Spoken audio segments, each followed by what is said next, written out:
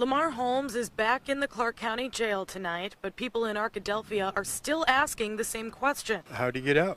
How'd he do it? How did it happen? You know, was somebody not paying attention? Officials say the jailer left a cell block door open when he walked away to briefly check on another inmate. That's when Holmes ran for it, locking the only jailer inside on his way out. He used foreign objects to jam the control panel that is located in the dispatch area, affecting the doors to open to the outside, being able to exit the facility. Sergeant Jim Pennington with the Clark County Sheriff's Department says Lamar Holmes is an inmate that needs the most supervision. It's one of the things that keeps you awake at night that you pray doesn't happen.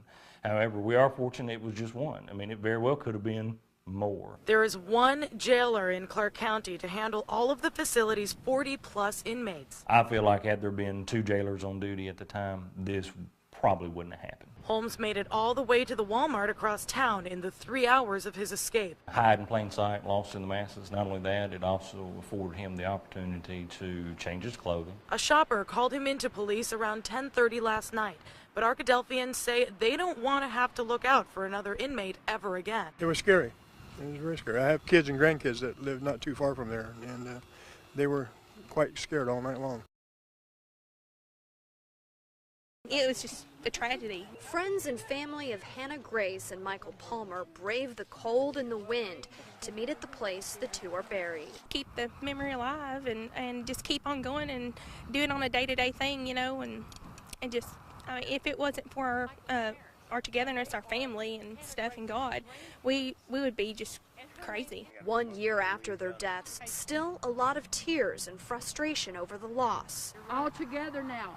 Palmer! But those who came to light candles and release balloons, Let him go. We love you. Say it helps to have the support of each other to lean on. We've all suffered with the loss, and Father, I pray that comfort will come. Just remember the good times, and I mean, you know, there's bad times too, but you know, we just go day to day and hour by hour. That's all we live for. She was just a blessing to our family, and she made Michael better for it because he was so loving and funny, and he liked to pull pranks and do jokes and stuff, and he was just, you know, everybody loved him. It's the memories and the good times that they choose to focus on, telling stories, living life, loving each other, the way they would have if Michael and Hannah were still here.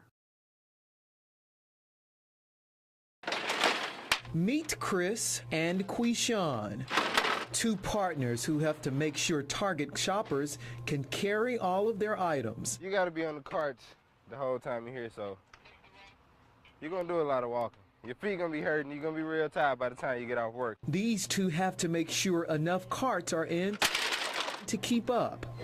Joellen LaVoice drove 2.5 hours to buy for her grandchildren. She knew the lines would be long. I put it off to the last minute, can't you tell? Today has been really, really crazy. Like, we cannot stay on top of anything. Manager Tamika Johnson says she wasn't the only one at the door at 7 this morning. When we opened this morning, we opened with 12 guests standing at the door. Yeah, so it's been busy all day long. Everybody wants to get their hand on the hottest electronic device. This year, it's the Xbox Connect. But the problem is keeping enough on the shelf. So until everyone gets that special gift, Chris and Quishan will make sure shoppers can carry it all. We can't leave until the last customer leaves. And in the meantime, enjoy the benefits of all the craziness. You see the work in the paycheck, so.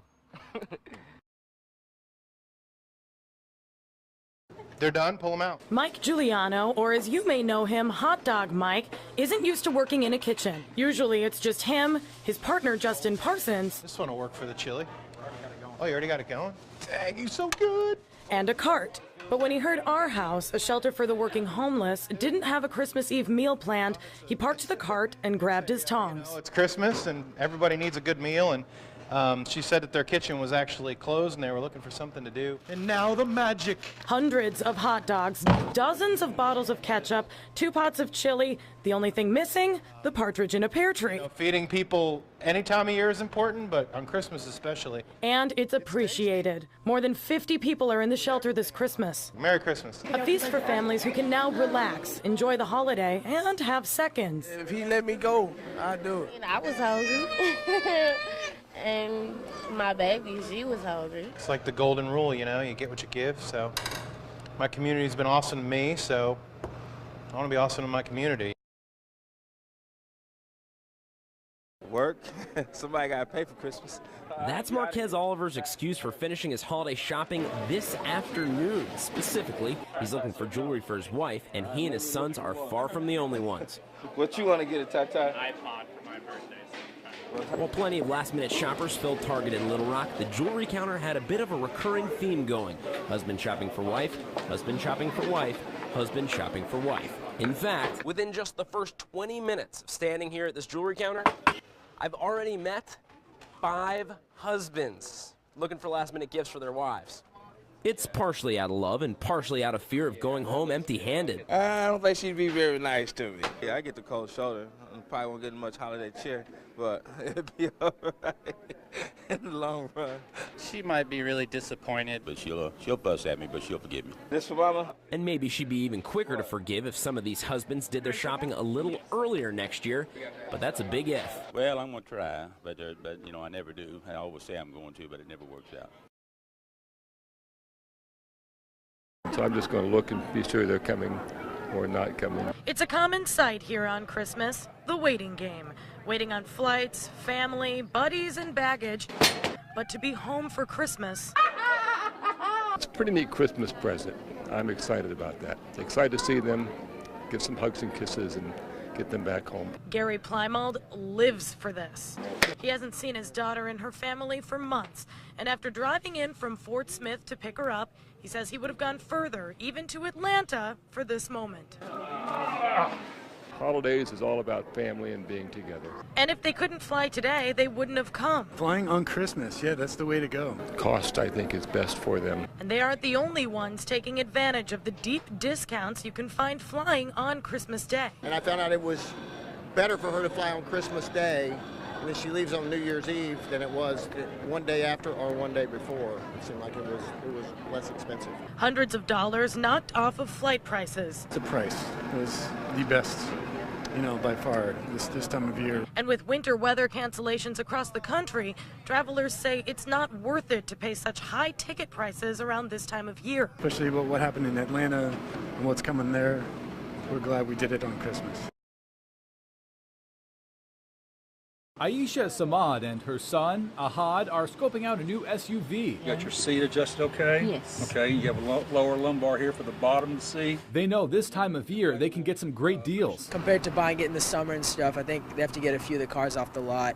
So I think it's like a better time to negotiate on the price. Here at Landers Toyota, they're seeing twice the number of customers they would on a typical Monday. People are in a yes mode. We've been buying, we've been spending, we've all been to the store this month. In fact, dealers across Central Arkansas are seeing more business because of specials like sales tax paid, clearance prices, and low financing, maybe even zero, but the financing depends on you. Scott Young with Landers Toyota says you should have at least a credit score of 650 to 675 to get a good deal. Well, this can vary your overall purchase expense greatly. You know, if a guy that pays 17% interest on a $20,000 car may pay $8,000 or $9,000 more on his purchase than somebody who qualifies for 0%. Drivers we talked to say every penny counts, especially with gas prices rising again over the past couple of weeks, so naturally they're paying attention to fuel efficiency as well. We hear that resounding, and I know it's because the recent spike in fuel. The Samad family hasn't settled on a choice yet, but they look forward to saving a little money and taking their new wheels out on the road. Going on long drives, it's a lot more fun.